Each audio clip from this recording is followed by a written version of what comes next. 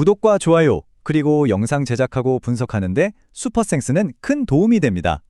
이 영상은 경기 데이터와 흐름을 기반으로 한 개인적인 승부패 예측 분석입니다. 최종 선택은 각자의 판단 기준에 맞게 활용해주세요.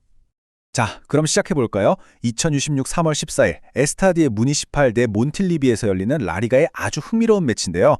바로 이 경기의 속을 한번 깊게 들여다보겠습니다. 네, 이번 경기는 정말 극과 극의 대결이라고 할 수 있겠는데요. 한쪽은 물에 젖은 유리성처럼 섬세한 점유율 축구를 구사하고 다른 한쪽은 돌격하는 황소처럼 저돌적인 고강도 압박을 펼칩니다. 이렇게 완전히 다른 두 축구 철학이 부딪혔을 때 과연 어떤 그림이 그려질지 벌써부터 기대되지 않으세요? 자, 이제부터는요. 어떤 감성적인 평가가 아니라 냉정한 숫자를 통해 두 팀의 진짜 모습을 한번 파헤쳐 보겠습니다. 데이터는 과연 어떤 이야기를 들려주고 있을까요? 우선 공격 지표부터 한번 살펴볼게요.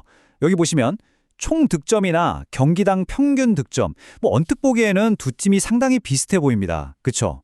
하지만 그 속을 들여다보면 공격을 풀어가는 방식, 그러니까 그 과정 자체는 정말 하늘과 땅 차이라고 할 수 있습니다. 바로 이 숫자입니다. 플러스 53.6. 이게 지로나가 처한 딜레마를 아주 적나라하게 보여주는데요. 경기당 패스를 무려 53.6번이나 더 많이 시도하면서 볼 소유는 확실히 가져가거든요. 그런데 문제는 이 높은 점유율이 날카로운 득점 기회로 이어지지는 못하고 있다는 점입니다. 좀 답답한 흐름이라고 할 수 있겠죠. 자, 그럼 이제 수비 쪽을 한번 볼까요? 공격에서의 차이보다 이쪽이 훨씬 더 극명하게 갈립니다. 표를 보시면 아시겠지만 총 실점, 경기당 평균 실점 모두 지로나가 더 안 좋은 수치를 기록하고 있어요. 특히 상대에게 슈팅을 얼마나 허용하는지 이 지표를 보면 두 팀은 거의 라리가의 양 끝에 서 있다고 해도 과언이 아닙니다. 그리고 바로 이 숫자 15.2가 그 불안함의 핵심입니다. 이게 뭐냐면 지로나가 경기당 상대팀에게 허용하는 평균 슈팅 개수예요. 굉장히 높은 수치죠. 결국 후방에서부터 위험하게 공을 돌리다가 빼앗기는 그들만의 하이리스크 전술이 낳은 어쩔 수 없는 결과라고 봐야 합니다. 참고로 아틀레틱은 9.4개밖에 허용하지 않거든요. 차이가 정말 크죠. 네, 이렇게 데이터에서 뚜렷한 차이가 나는 건 결국 전술적 상성 때문이라고 볼 수 있습니다. 자, 그럼 지금부터는 경기장 위에서 두 팀이 구체적으로 어떤 그림을 그리게 될지 그 전술의 핵심으로 한번 들어가 보시죠. 일단 포메이션은 두 팀 모두 4-2-3-1, 아마 익숙한 진영을 들고 나올 확률이 높습니다.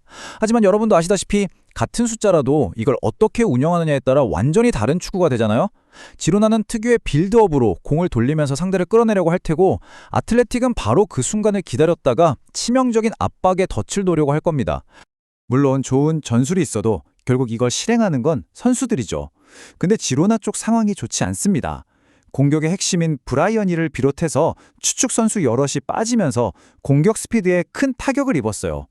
이렇게 되면 자연스럽게 빅토르 츠안코프 한 명에게 공격 부담이 너무 과도하게 쏠릴 수밖에 없겠죠. 물론 아틀레틱도 에이스인 니코 윌리엄스가 빠진 건 상당히 아쉽습니다. 하지만 이 팀은 팀 내 도움 1위를 기록 중인 알렉스 베렌게르 같은 선수들이 버티고 있거든요.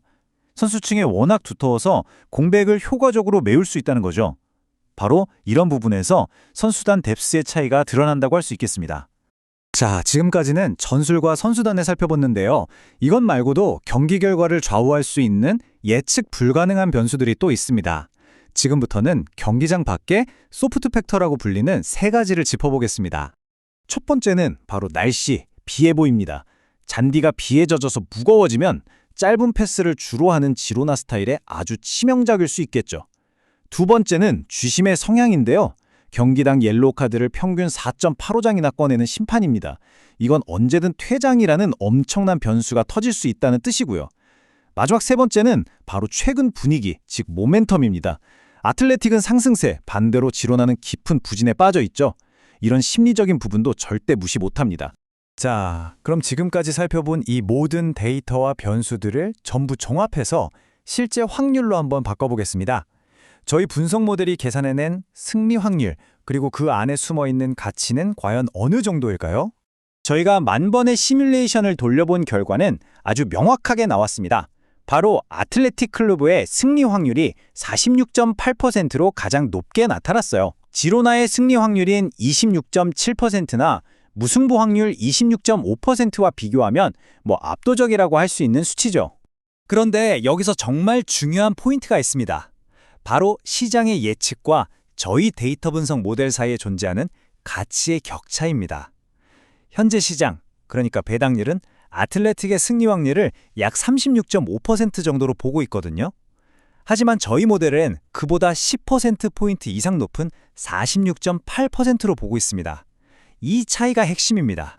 바로 이 격차가 지금 보시는 플러스 10.44%라는 양의 기대값, 즉 Positive Expected Value를 만들어내는 겁니다. 이게 무슨 말이냐면요. 아주 쉽게 말해서 통계적으로 봤을 때 10%가 넘는 이득을 볼 수 있는 굉장히 가치 있는 기회라는 뜻입니다. 그리고 이런 가치 있는 기회는 득점 시장에서도 똑같이 나타납니다. 저희 모델은 지로나의 불안한 수비나 여러 외부 변수들을 다 고려해서 이 경기에서 2.5골 이상 나올 확률을 58.2%로 계산했거든요. 이것 역시 시장이 예측하는 48.2%보다 훨씬 높은 수치죠. 네, 그래서 여기서도 거의 10%에 가까운 플러스 9.99%라는 아주 강력한 양의 기대값이 나옵니다. 다시 말해 아틀레틱의 승리를 예측하는 것만큼이나 통계적으로 우위에 있는 좋은 기회라고 볼 수 있는 거죠. 자, 이제 길었던 분석을 모두 종합해서 최종 결론을 내릴 시간입니다. 과연 데이터가 우리에게 보여주는 가장 가능성 높은 시나리오는 무엇일까요? 데이터는 아주 명확하게 두 가지를 가리키고 있습니다. 첫 번째는 아틀레틱 클루브의 승리. 이 팀의 압박 시스템이 지로나의 빌드업 축구에는 완벽한 상극, 즉 카운터가 될 거라는 분석입니다. 그리고 두 번째는 2.5골 이상 다득점입니다. 경기 내내 공을 뺏고 뺏기는 턴오버가 굉장히 잦을 것으로 보이기 때문에 양팀 모두에게 그만큼 많은 기회가 생길 거라는 거죠. 이런 분석들을 모두 종합했을 때 저희가 예측하는 가장 확률 높은 최종 스코어는 아틀레틱 클루브의 2대1 또는 2대0 승리입니다. 물론 모든 데이터가 한 방향을 가리키고 있긴 하지만 축구공은 둥그니까요. 결국 이 경기는 하나의 질문으로 요약될 것 같습니다. 과연 저돌적으로 돌격하는 황소의 전술이 이미 금이 가기 시작한 저 유리성을 완전히 산산조각 낼 수 있을까요? 저희의 분석은 여기까지입니다. 이 정보가 여러분의 최종 판단에 좋은 참고 자료가 되기를 바랍니다. 구독과 좋아요로 다음 분석도 함께 해주세요.